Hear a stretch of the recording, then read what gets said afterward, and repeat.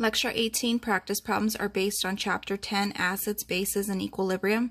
Question 1 states the ion product constant of water, Kw, is defined as a product of concentration of H3O plus and OH negative. Because it is a constant at room temperature, it is always equal to 1.0 times 10 to the negative 14. Since Kw is equal to H3O plus times OH negative, either hydronium or hydroxide concentration can be calculated if one value between the two is known. Calculate the H3O positive or OH negative of each of the aqueous solution, then classify it as acidic or basic. So for question 1a, we have given here milk.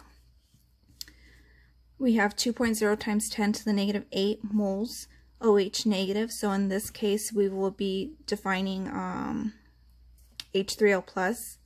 So again, we know that Kw is equal to 1.0 times 10 to the negative 14. We will be dividing that by the OH negative, which is 2.0 times 10 to the negative 8. Now, once we place that into our calculator, we're given 5.0 times 10 to the negative 7. Now, technically, the 7 would be considered neutral, but considering that question 1 is asking for either acidic or basic, I went ahead and placed it under acidic. Now for question 1b, we have here coffee at 1.0 times 10 to the negative 5 moles H3O plus. So in this case, we will be looking for OH negative. Once again, we are going with Kw, which is 1.0 times 10 to the negative 14. We'll be dividing that by 1.0 times 10 to the negative 5. Once I place that into the calculator, my calculations came out to 1.0 times 10 to the negative 9. Since the pH here is at 9, this will be considered basic, as we know that anything between 8 and 14 will be considered basic. 7 is considered neutral, and anything from 1 to 6 is considered acidic.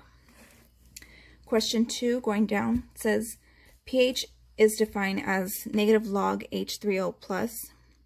Since the concentration of H3O plus in units of moles / liters is a very small number, we use the pH scale to have numbers ranging from 0 to 14. State whether each of the following solutions is acidic or basic. Once again, as I mentioned, anything between 1 and 6 is considered acidic. So being that the pH is at 1.6, this will fall under acidic. Anything with a pH of 7 is considered neutral, but as we see here, seawater has a pH level of 8.5, and anything between 8 and 14 will be considered basic, so I placed it under basic here. Moving down to question 3, it says, given the following concentrations of OH negative or H3O plus, find the pH. So for question 3a, we're given H3O plus, and we know that all we really need to do is find the pH for it. So what we do is we grab our calculator here, turn it on. We're going to do negative log 8.0 second EE. That'll give us our 10, and then we place in the negative 11, close our parentheses, and you see we have 10.09. I went ahead and just placed it strictly at 10. And we'll be doing pretty much the same thing for the remaining of question 3 problems. So let's go down to question 3b. We have, again, we're given H3O plus. Plug that into our calculator again. So I could do it here again. Let me move this down actually. Negative log. We have 2.5 second EE. Oh, no, I'm sorry. Negative log 2.5 second, and then we have negative 2, close our parentheses. We are at 1.6 So in this case, I placed it at 2.0 since we will be rounding. Now for the questions 3C and 3D, we'll be looking for the pH when we are given the OH negative. In this case, we can't just plug it in like the way we did right now with the H3O plus. So what we would need to do is figure out what our H3O plus is first, and in order to get our answer for the OH negative, the pH of OH negative. So what I did here was I went ahead and just wrote out the equation for the KW, and as we know, once again, that's 1.0 times 10 to the negative 14. I went ahead and wrote H3O plus since we don't know what that is quite yet, but we do have our OH negative, which is 9.1 times 10 to the negative 10. Now, in order for us to find H3O plus, we need to cancel out the 9.1 times 10 to the negative 10, so we will be dividing that, leaving them to both cancel out right there, and dividing this side as well by 9.1 times 10 to the negative 10. I went ahead and did that here. I was given 1.1 times 10 to the negative 4. So this will be my H3O plus, and then now I will be able to log it into my calculator by doing, once again, the negative log times 1.1 times 10 to the negative 4, which gave me 3.95, and I rounded it to 4.0 pH. Same thing for question 3D. We'll be doing similar steps, getting our KW equal to H3O plus, given our OH negative, which is 3.8 times 10 to the negative 3, dividing it by OH negative to cancel those out, and also dividing on this side as well. When I plugged that in, I was able to get 2.6 times 10 to the negative 12. I plugged that into my calculator. I was given 11.58 and rounded it to 12.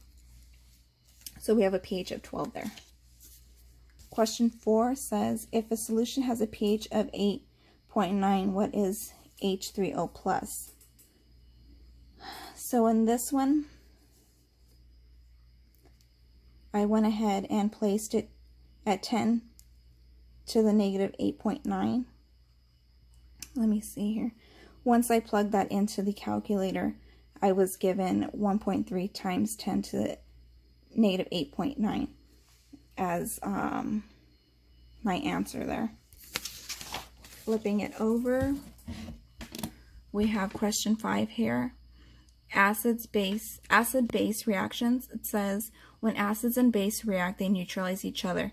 Draw the Lewis structure for hydroxide and hydronium ions and predict their products if they had a reaction. Why do you think this is called neutralization reaction? So for hydroxide, we know that it's OH negative, and excuse me, we know that oxygen has to stay within the octet rule where it has to equal 8 all around. So we're given a single line here, oxygen, and we have our little dots to equal it out. Same thing for hydronium. We know that it's H3O plus. This is the structure for it. And real quick, if I can just go back here, this is will be our base, and this will be our acid. So going further, I did write down an acid and base have reacted to form water here. For question 6, it says write a balanced equation for the neutralization of each of the following.